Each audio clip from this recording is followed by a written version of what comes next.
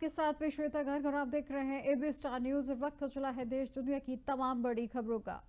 कानपुर चकेरी के पुराने एयरपोर्ट के पास हुए दुकानदार की हत्या के बाद देर शाम जब हर्ष का शव पोस्टमार्टम कर उसके घर पहुंचा तो परिजन आक्रोशित हो उठे और परिजनों ने मुआवजे और सरकारी नौकरी देने की मांग के साथ साथ आरोपी की गिरफ्तारी को लेकर हंगामा करने लगे। जहां साथ ही शव को एम्बुलेंस से नीचे न उतारने पर अड़ गए। जहां इस पर बवाल की आशंका को मद्देनजर पुलिस पहले से तैनात थी, जिन्होंने परिजनों को शांत कराने का प्रयास किया, लेकिन परिजन मांग पूरी होने पर मानने को तैयार थे। वहीं पर इसी के दौरान भाजपा किसान मोर्चा के जिलाध्यक्ष हर्ष प्रताप सिंह चौहान ने अपने समर्थकों के साथ मौके पर पहुंचे, जहां पर उन्होंने हाईवे पर जाम लगाने का प्रयास किया है और इस पर चकेरी प्रभारी निरीक्षक अशोक कुमार दुबे ने उन्हें समझाने का प्रयास किया, लेकिन हर्ष प्रताप विवाद करने लगे।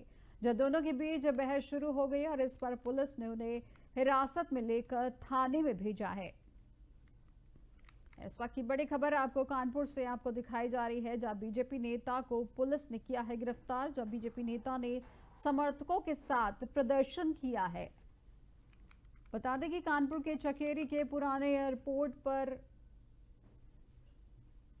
के पास दुकानदारों की हत्या के बाद देर शाम जब हर्ष का पोस्टमार्टम उसके घर पहुंचा तो परिजन आक्रोशित हो उठे और परिजनों ने मुआवजे और सरकारी नौकरी देने की मांग के साथ साथ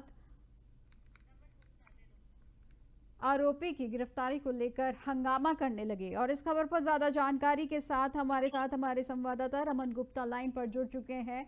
तो रमन, जिस तरीके से ये जो वारदात हुई है, आखिर क्या है पूरा मामला?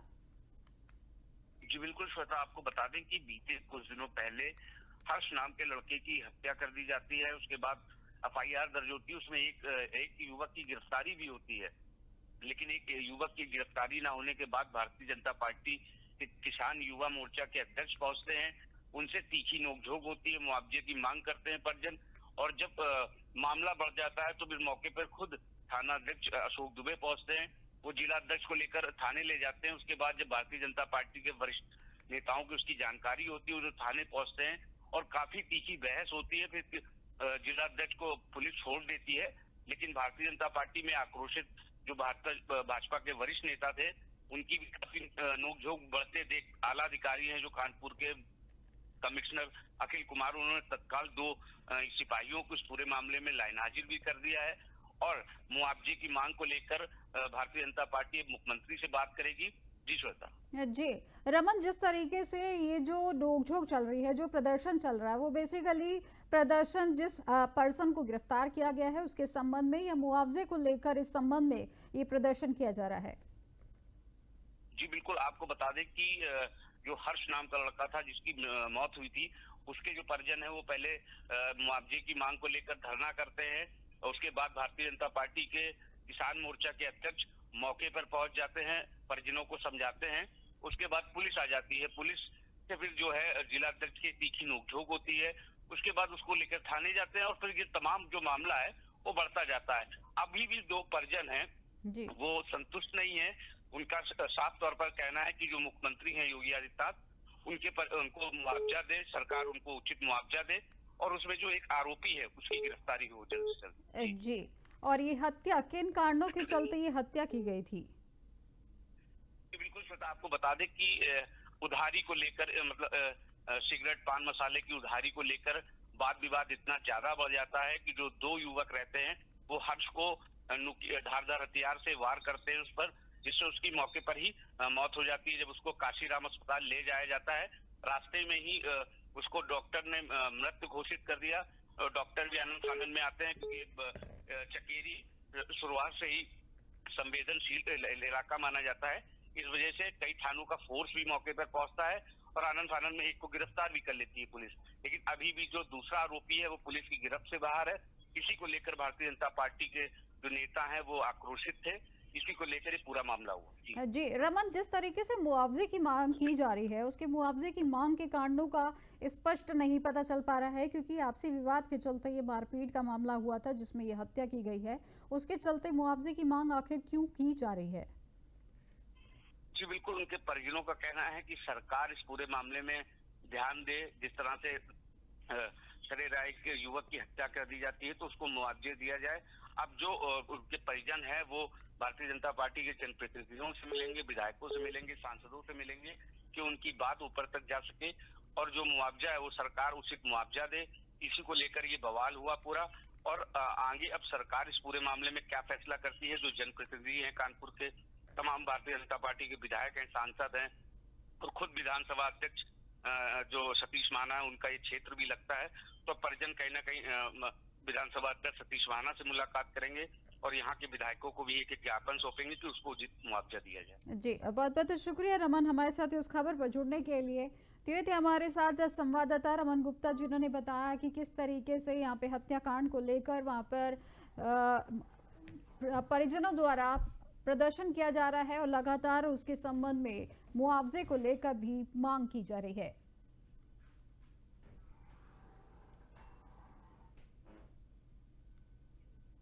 संभल वाराणसी बुलंदशहर के बाद अब मुरादाबाद में 44 साल से बंद गौरी शंकर मंदिर मिला है। जब नगर निगम की टीम ने जब गर्भगृह की खुदाई की तो मलबे में दबा शिवलिंग और कई खंडित मूर्तियां मिली हैं, जिन्हें बाहर निकाला गया है और मंदिर की साफ सफाई के बाद उन्हें मूर्ति स्थापना कराई जाएगी। ये मंदिर काफी समय से बंद था और इसलिए देखरेख के अभाव में इसकी स्थिति काफी खराब हो चुकी है और अब इसमें साफ सफाई और रंग रोगन कर वहां पूजा अर्चना करने की स्थिति में लाया जा रहा है।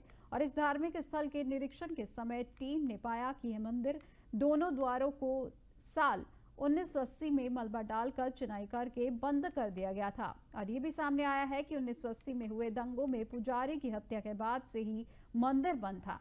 पुजारी के पोते ने एक सप्ताह पहले मुरादाबाद के डीएम को एप्लीकेशन देकर मंदिर को दोबारा खुलवाने की गुहार लगाई थी।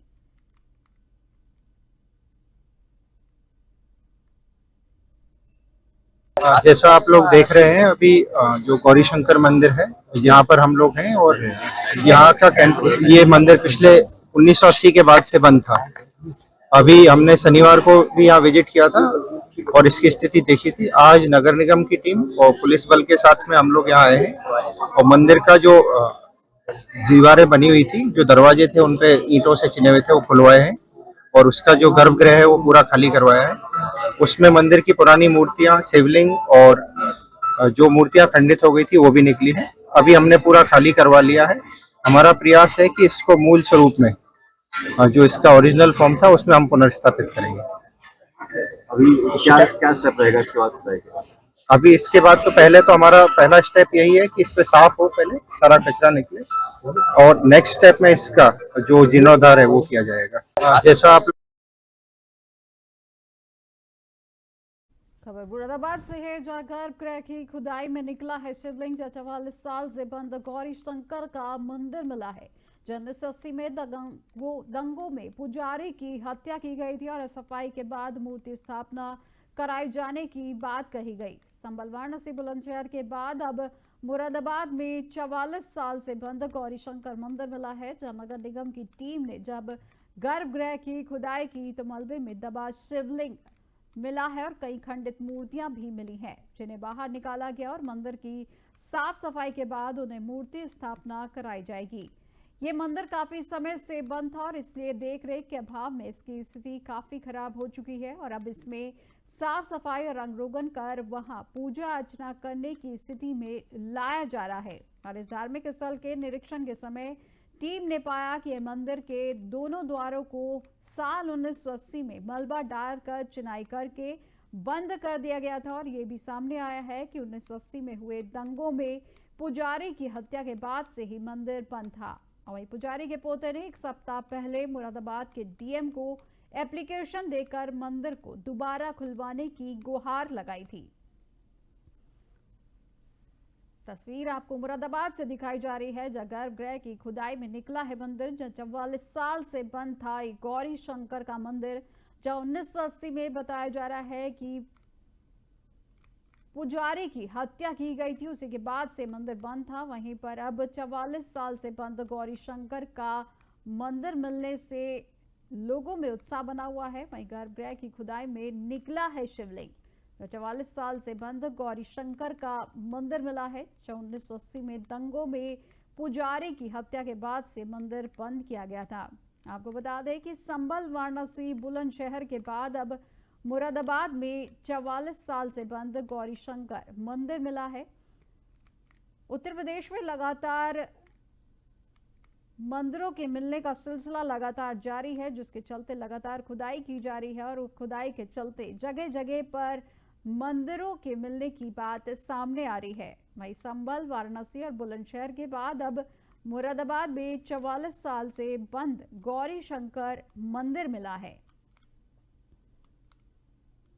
नगर निगम की टीम ने जब गर्भगृह की खुदाई की तो मलबे में दबा शिवलिंग और कई खंडित मूर्तियां मिली हैं, जिसकी अब साफ सफाई कर रंग रोगन कर मूर्ति स्थापना की बात कही जा रही है।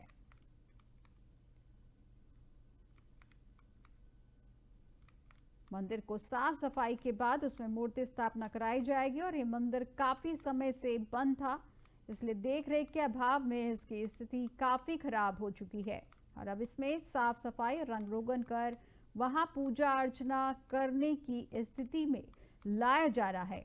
और इस धार्मिक स्थल के निरीक्षण के समय टीम ने पाया कि यह मंदिर दोनों द्वारों को साल 1980 में मलबा डालकर चिनाई करके बंद कर दिया गया था।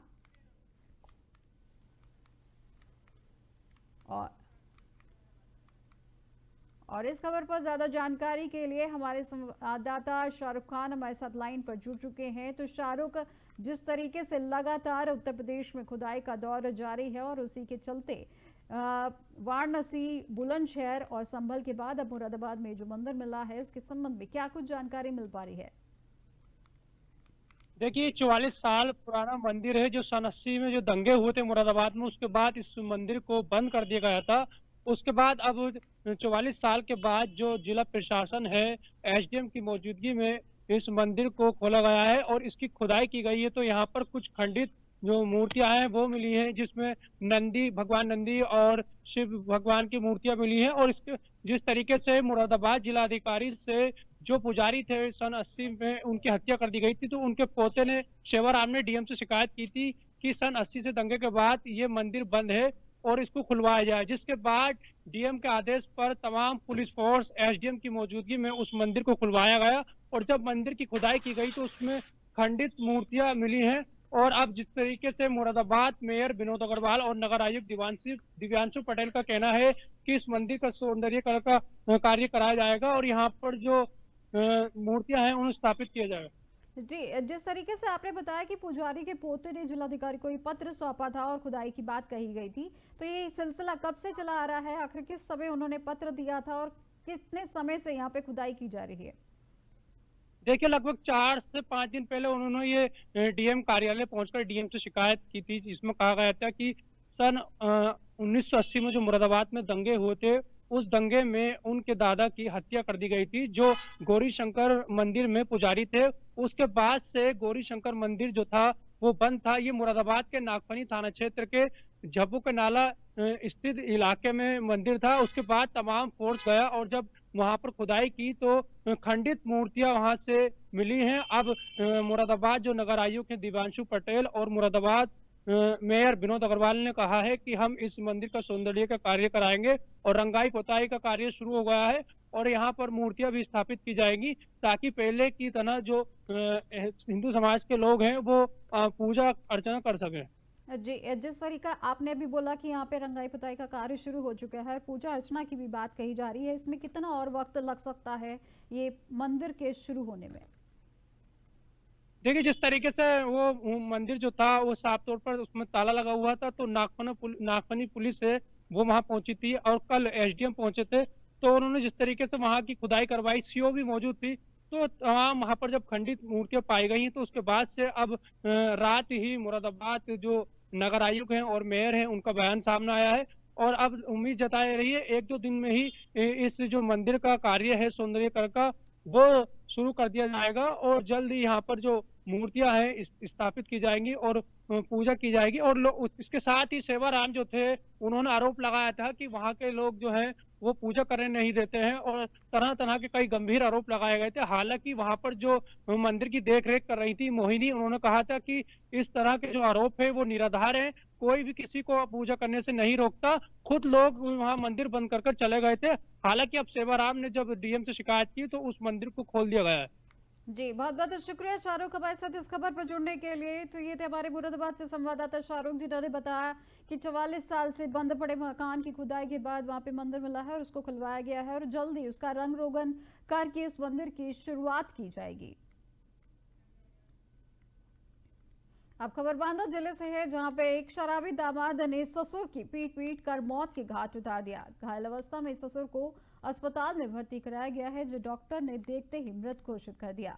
बताया जा रहा है कि शादी के बाद से ही पति अपनी पत्नी के साथ नहीं रखता था। वहीं बेटी के संबंध में दामाद से कहासुनी होने पर शराबी दामाद ने ससुर को पीटकर मौत के घाट उतार दिया।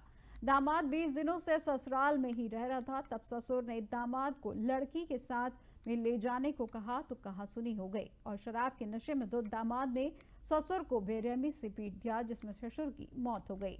घटना की जानकारी होने पर पहुंची पुलिस ने आरोपी दामाद को गिरफ्तार कर लिया है। वहीं घटना के सभी बिंदुओं पर पुलिस जांच पड़ताल में जुटी हुई है और शव का पंचनामा भरकर पोस्टमार्टम के लिए भेज दिया है।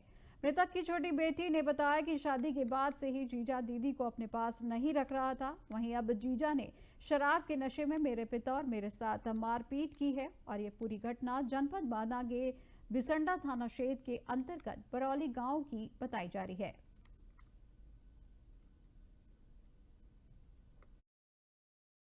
ना बस ये हुई है, बस जीजा जी हमारे पी के आए हैं, शराब पी के आए हैं, तो बस गाली दे रहे थे पापा को, बस फिर मारा है, हमको भी मारा है।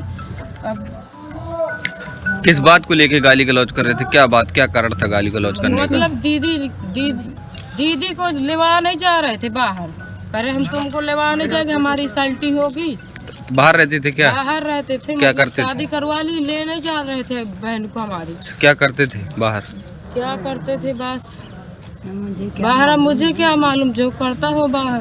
कहता हमारी बीवी है, बीवी के फोटो भी दिखाता है। तो क्या पहले भी मारपीट वगैरह कोई गाली गलौज करते थे क्या? पहले भी हुई है। और जनपद बांदा थाना विशंडा ग्राम बरौली में सिधुआ पुत्र रामपाल, इनकी उम्र करीब 50 वर्ष होगी और इनके दामाद से जो है मारपीट हुई। दामाद ने इनके साथ मारपीट की, जिसमें इनको चोटें आई, जिला अस्पताल ले जाया गया, जहां पर इनकी मृत्यु हो गई है। ये दामाद पिछले 20 दिन से यहीं पर रह रहा था अपनी ससुराल में, और पत्नी संगम जो थी, इसकी 6 साल पहले शादी हुई थी, इनमें मारपीट करता था तो मायके में रह रही थी। और 20 दिन से रहने के बाद ससुर ने कहा अब इसको ले जाओ, अपने साथ रहो, आराम से रहो। इसी बात में वाद विवाद हुआ, इसने ससुर के साथ मारपिटाई करी, जिससे उनको चोटें आई और उनकी मृत्यु हुई है। इसको दामाद शैलेंद्र को गिरफ्तार किया गया है और इसमें अग्रिम विधिक कार्रवाई की जा रही है। ना बस ये हुई है। अभी दामाद ने ससुर को उतारा है मौत के घाट। जब 20 दिनों से ससुराल में रह रहा था दामाद, जहां बेटी के संबंध में दामाद से हुई थी कहासुनी। खबर बांदा से आपको बताई जा रही है, जहां एक शराबी दामाद ने ससुर को पीट पीट कर मौत के घाट उतार दिया है। जहां घायल अवस्था में ससुर को अस्पताल में भर्ती कराया गया, जहां डॉक्टर ने देखते ही मृत घोषित कर दिया। बताया जा रहा है कि शादी के बाद से ही पति अपनी पत्नी को साथ नहीं रखता था। वहीं बेटी के संबंध में दामाद से कहासुनी होने पर शराबी दामाद ने ससुर को पीटकर मौत के घाट उतार दिया। दामाद 20 दिनों से ससुराल में ही रह रहा था, तब ससुर ने दामाद को लड़की को साथ में ले जाने को कहा तो कहासुनी हो गई और शराब के नशे में धुत दामाद ने ससुर की बेरहमी से हत्या कर दी है। वहीं पर अब जीजा ने शराब के नशे में मेरे पिता और मेरे साथ मारपीट की और ये पूरी घटना जनपद बांदा के बिसंडा थाना क्षेत्र के अंतर्गत बरौली गांव की बताई जा रही है। खबर फिरोजाबाद से है, जहां शीतलहर के दृष्टिगत 31 दिसंबर से 14 जनवरी तक कक्षा 1 से कक्षा 8 तक के विद्यालय में अवकाश की घोषणा की गई है। यह अवकाश जनपद में उत्तर प्रदेश बेसिक शिक्षा परिषद से मान्यता प्राप्त सभी विद्यालय में रहेगा। जहां शीतलहर को देखते हुए जिलाधिकारी के निर्देश पर बेसिक शिक्षा अधिकारी आशीष कुमार पांडे ने यह आदेश जारी किया है।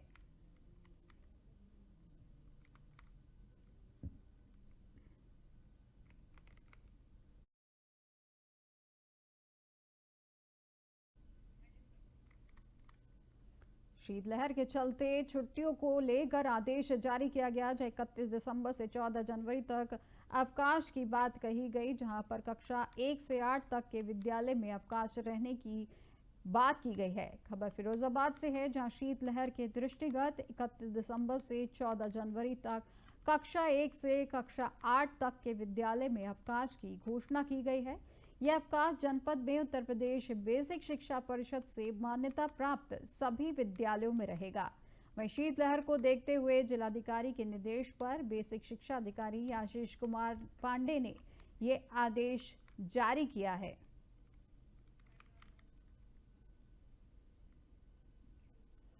खबर दिल्ली से है, जहां दिल्ली के पूर्व मुख्यमंत्री और आप के राष्ट्रीय संयोजक अरविंद केजरीवाल ने पुजारी ग्रंथि सम्मान योजना का मंगलवार को शुभारंभ करेंगे। यह योजना दिल्ली के मंदिरों और गुरुद्वारे में काम करने वाले पुजारियों और ग्रंथियों के लिए है और इसके तहत उन्हें 18,000 रुपए मासिक वेतन दिया जाएगा। यह कदम उनके योगदान को सम्मानित करने और उनकी कठिनाइयों को दूर करने के उद्देश्य से उठाया गया है। केजरीवाल ने अपनी पत्नी सुनीता केजरीवाल के साथ कनॉट प्लेस स्थित हनुमान मंदिर में इस योजना का औपचारिक करने की जानकारी दी है। इस अवसर पर आम आदमी पार्टी के नेता और दिल्ली के मुख्यमंत्री आतिशी भी मौजूद रहेंगी, जो करोल बाग स्थित एक गुरुद्वारे से इस योजना का शुभारंभ करेंगी।